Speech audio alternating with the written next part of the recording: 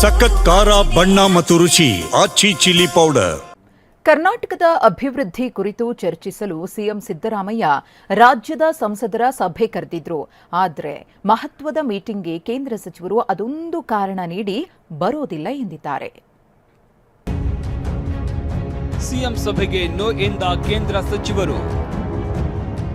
ಸಭೆ ಮುಂದೂಡಲಾಗುವುದು ಎಂದು ಡಿಸಿಎಂ ಡಿಕೆಶಿ ಸ್ಪಷ್ಟನೆ.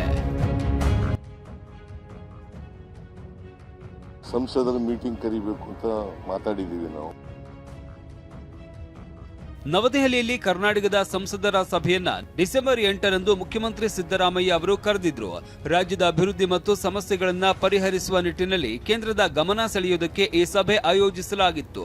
ಆದರೆ ಕೇಂದ್ರ ಸಚಿವ ಪ್ರಹ್ಲಾದ್ ಜೋಶಿ ಅವರು ಸಂಸತ್ನ ಚಳಿಗಾಲದ ಅಧಿವೇಶನದ ಕಾರಣ ನೀಡಿ ಸಭೆಗೆ ಬರೋದು ಅಸಾಧ್ಯ ಅಂತ ಸಿಎಂಗೆ ಪತ್ರ ಬರೆದಿದ್ದಾರೆ. ಪ್ರಹ್ಲಾದ್ ಜೋಶಿ ಪತ್ರದ ಮುಖ್ಯಾಂಶಗಳೇನು, ಸಭೆಗೆ ಯಾರು ಗೈರಾಗ್ತಾ ಇದ್ದಾರೆ ಅಂತ ನೋಡೋದಾದ್ರೆ, ತಮ್ಮ ಪತ್ರದಲ್ಲಿ ಕೇಂದ್ರ ಸಚಿವ ಪ್ರಹ್ಲಾದ್ ಜೋಶಿ ಅವರು ಸಂಸತ್ ಚಳಿಗಾಲದ ಅಧಿವೇಶನ ನಡೀತಾ ಇರೋದ್ರಿಂದಾಗಿ ಕಾರ್ಯದೊತ್ತಡವಿದೆ. ಅಲ್ಲದೆ ಡಿಸೆಂಬರ್ 8ರಂದು ಪ್ರಧಾನಿ ವಿಶೇಷ ಸಭೆ ಮತ್ತು ಇಲಾಖಾ ಕಾರ್ಯಕ್ರಮಗಳಿವೆ. ಹೀಗಾಗಿ ತಾವು ಮತ್ತು ವಿತ್ತ ಸಚಿವೆ ನಿರ್ಮಲಾ ಸೀತಾರಾಮನ್, ಸಚಿವರಾದ ವಿ ಸೋಮಣ್ಣ, ಶೋಭಾ ಕರಂದ್ಲಾಜೆ ಸೇರಿದಂತೆ ಕರ್ನಾಟಕದ ಎಲ್ಲಾ ಕೇಂದ್ರ ಸಚಿವರು ಸಭೆಗೆ ಹಾಜರಾಗೋದು ಅಸಾಧ್ಯ ಅಂತ ತಿಳಿಸಿದ್ದಾರೆ. ಅಲ್ಲದೆ ಸಭೆ ನಿಗದಿಗೂ ಮುನ್ನ ಸಂಸದರ ಜೊತೆ ಸಮಾಲೋಚನೆ ಮಾಡಬೇಕಾಗಿತ್ತು ಅಂತ ಪ್ರಸ್ತಾಪಿಸಿದ್ದಾರೆ.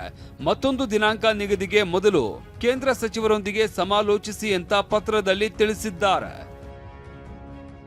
ಪ್ರಹ್ಲಾದ್ ಜೋಶಿ ಪತ್ರಕ್ಕೆ ಕೇಂದ್ರ ಸಚಿವ ಕುಮಾರಸ್ವಾಮಿ ಸಹಮತ.